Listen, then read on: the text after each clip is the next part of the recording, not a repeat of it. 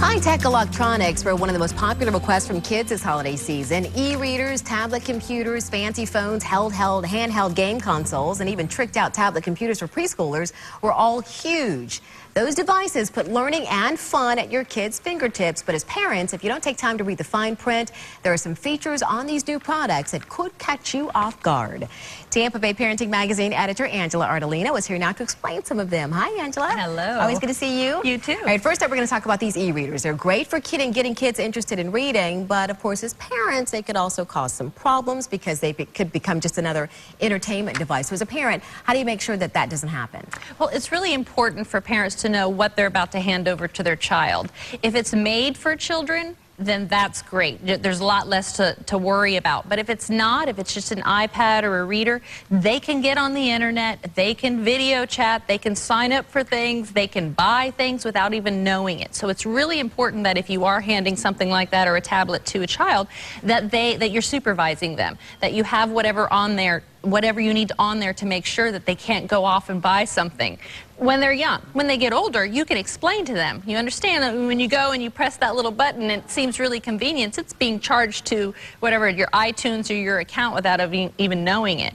I was just sharing a story where I've had parents who've had racked up a $400 to a $1,500 bill without even knowing it because the kid was just simply tapping on things. They'll even be in a free game for kids, tap on something to buy something, a gold star, a flower, or whatever it is on the game, and the kids do it because it's simple, not knowing what they're doing. So it's really important that if it's not for children, that the parent knows what they're about to hand over to them.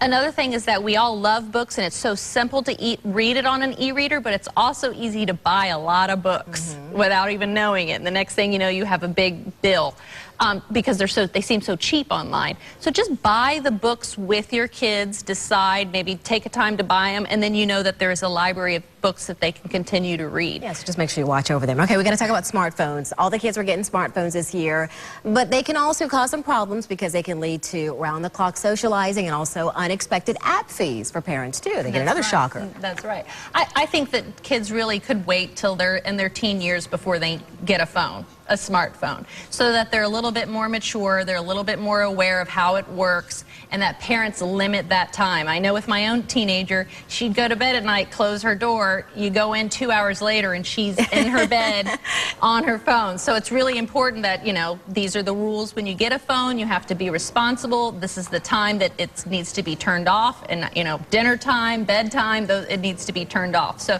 smartphones should be really used for older kids, teenagers and older, and that they learn the responsibility. And if they want to buy something, they can buy it with their own money or take it out of their allowance. Okay, let's talk about the preschoolers, though, before we run out of time here. There are even problems with the LeapPad from Leapfrog and then the InnoTab from VTech. How can those cause problems? The biggest thing you need to look out for those is to make sure that they're actually learning something, and that there isn't a character that's being marketed to them. That it's not just a game because there's a famous character in there that they recognize from TV, but they're actually learning something. So we were talking about some of our favorites being Leapfrog, because they don't really get the Dora the Explorers and the Nickelodeon and the Disney characters in there. It's really just about learning. Another one was the VTech InnoTab, which is another one which just makes sure it's educational. Those are a little better, where you don't have to worry about them getting off on the internet or doing anything, and they're actually learning something. So that was one of my favorites. But really, you need to pay attention to everything, because it's our responsibility as a parent to, what are they looking for? What are they learning? Is this enhancing them?